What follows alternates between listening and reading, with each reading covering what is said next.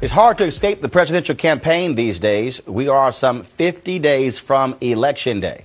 The aftermath of the tragic death of our ambassador to Libya and riots all over the Arab world could become decisive in the campaign. American satisfaction with the way things are is still low at 30%, according to Gallup, but it's the highest satisfaction rating in 3 years. That, too, could be decisive. And a new report on poverty in America finally gets the two candidates to talk about the poor in video messages to the faith-based anti-poverty group Circle of Protection. Last year, in the midst of a heated budget debate in Washington, I promised to protect vital assistance for the least of these. I've kept that promise. We can pay down our debt in a balanced and responsible way, but we cannot balance the budget on the backs of the most vulnerable. And we certainly can't ask the poor, the sick, or those with disabilities to sacrifice even more, or ask the middle class to pay more, just so we can offer massive new tax cuts to those who've been blessed with the most. It's not just bad economics. It's morally wrong. If we're going to help lift our brothers and sisters out of poverty, we must restore our economy and reduce the debt. Budget cuts are also going to be necessary, and I intend to make them. Here you have my word. I'll proceed carefully. I understand this is a delicate task. Our government rightfully provides a safety net for the hungry and the homeless, the sick and the elderly. I'm committed to protecting those in or near poverty. For example, I support means testing, where more money goes to those in need and a little less goes to those who are able to support themselves. We'll have more on the new poverty report later in the broadcast. But now let's get to the issues and the politics which may determine who sits in the Oval Office for the next 4 years. Joining me is Michelle Bernard, President and CEO of the Bernard Center for Women. Cornell Belcher, political strategist and Obama 2012 pollster. Elroy Sailor, CEO of the J.C. Watts Companies and a Republican strategist. And on the end there, always holding it down, Sirius XM Radio's the Black Eagle, Joe Madison. And probably for the first time, all three fellas got the pocket square memo. And Elroy even brought two just in case I didn't like that one. Just in case. This week, battleground polls came out showing President Obama with leads in Ohio, in Florida, also in Virginia. And so what do you make of this? I love people all of a sudden saying, hey, the race is over. And I'm going, slow down. That's the last thing anybody should be saying right now. Absolutely. Right now, the poll numbers look great for the president, but we are still several weeks out. It is close, and I don't think anyone should ever underestimate the number of people who will be, if they cast a vote for Mitt Romney, it's because they're not voting for Mitt Romney. They are voting against Barack Obama. If we see more welfare ads, for example, coming out, if we see more statements that make it seem that the president is giving things away to people of color for free, in battleground states, it's going to make it a tight election. And if you have an increase of white male turnout in November, it's going to be very, very close. Two things. One is, and I want to pivot from what you said about that. Right now, you have a plurality of Mitt's voters who are saying they're not voting for him, but they're voting against Barack Obama. Flashback to President Barack Obama. Flashback to John Kerry. A lot of Democrats were beholden because they thought simply hatred for George Bush was going to drive that. Right. A majority of John Kerry's voters, in fact, weren't voting for John Kerry. They were voting against George Bush. It's hard to become president that way. The other part about this is that you have to be careful with, and it is from a political strategist standpoint, you never want to be outspent. In every battleground state, except for maybe Florida and Nevada, Democrats are being outspent 5-1. You never want to be outspent 2-1. Their money advantage in the end will probably close this race, so it's going to be tight. Joe, you're also looking at the fact that a jobs report is going to come out Friday before the election. That's likely going to drive all the conversation that last weekend.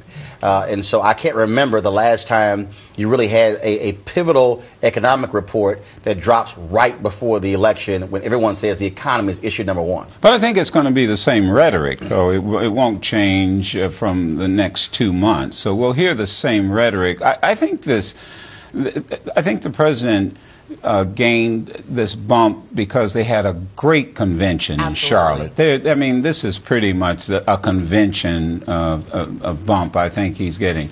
And we have to keep in mind, the debates are really going to be key, and all it takes is for one or two slip-ups. So what will it be? Three debates. One vice president. And that's going to be very, very critical. So I'm like you. I think it's still going to be tight. And I must tell you, I'm a little concerned when I hear the Limbaughs of the world and people in our business and talk radio who are dissing their own candidate. Right. Do not be lulled to sleep. I was talking to Barney Frank about that. That's a sort of a trick game. And then you get lulled to sleep because you think you have it. Elroy, we saw this week.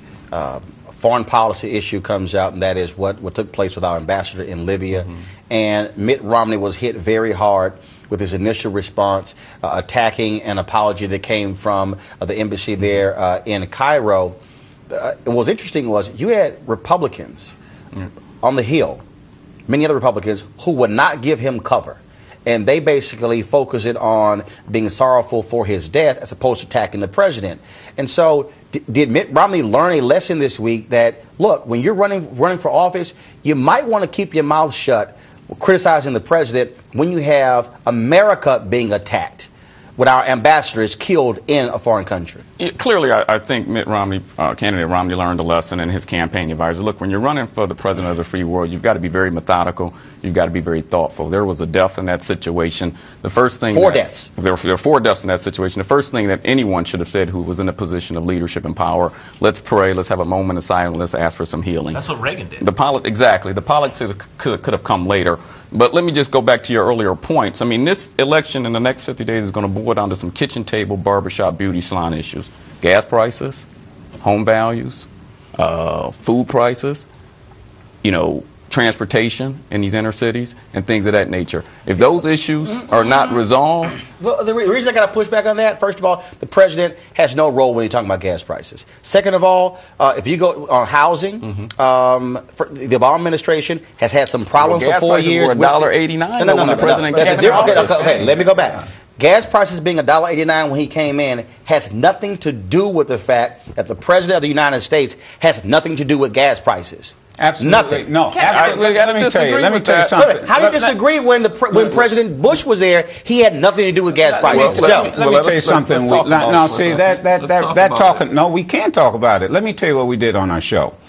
When the gas prices went up under Bush, we played pundits saying, didn't the president have anything to do with it? From Hannity all the way down to Laura Ingraham, didn't have anything to do with it. Didn't have anything to do with it. Now, when gas prices go down over the last summer months, right? President doesn't get credit for it going down, but he gets credit for it going up. That talking point won't fly anymore. So you can't say Republicans, when the Republicans in office, president doesn't have anything to do with gas prices, but when Obama gets in office, it does. And the words are there. When you're the free-to-the-lead world, statements and words matter. When you start looking at the strategic reserves, when you start looking at whether or not you can increase drilling permits, when you start looking at our policies over in the Middle East.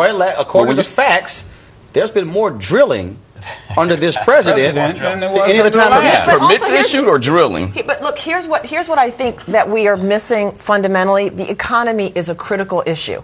Absolutely, no doubt about it. But coming out of the two conventions, the American public was presented with two very different views of what the future of this country should look like, what the vision for the future is, and where people think you should be as an American based on whether you are a woman, whether you are African American, whether you're Hispanic, whether you are poor. We're just having conversations about poverty. I mean, the economy is important, but if you're sitting back, for example, and you are a woman of color and you are poor, you're going to sit down, you're going to think the economy is awful. But will I truly be better if Mitt Romney is elected and we are governed by a Republican Party that has no respect for the poor or for the rights of women? And I don't think we can in any way ignore that demographics are going to be key to this election. Let me make one quick broad point on the economy, and this is really the problem of the Romney campaign sort of encapsulated. CNN's polling that was out this week on issues of who's going to handle the economy better, a 1-point difference between the two candidates. If Mitt Romney's not going to dominate the issue of dealing with the economy, the very predicate of his campaign is undermined. If he doesn't have that sort of driving that as sort of people believe that he's in fact going to do a much better job on the economy, the very predicate of his campaign is undermined, and they failed to sort of make that case in a good way. As a campaign professional, I have a problem with with the people around his campaign, because I think they've run a horrible campaign, and they put him in situations where as political professionals you should never put him in, because you have to know his strengths and weaknesses. Hold tight 1 second there. I got to go to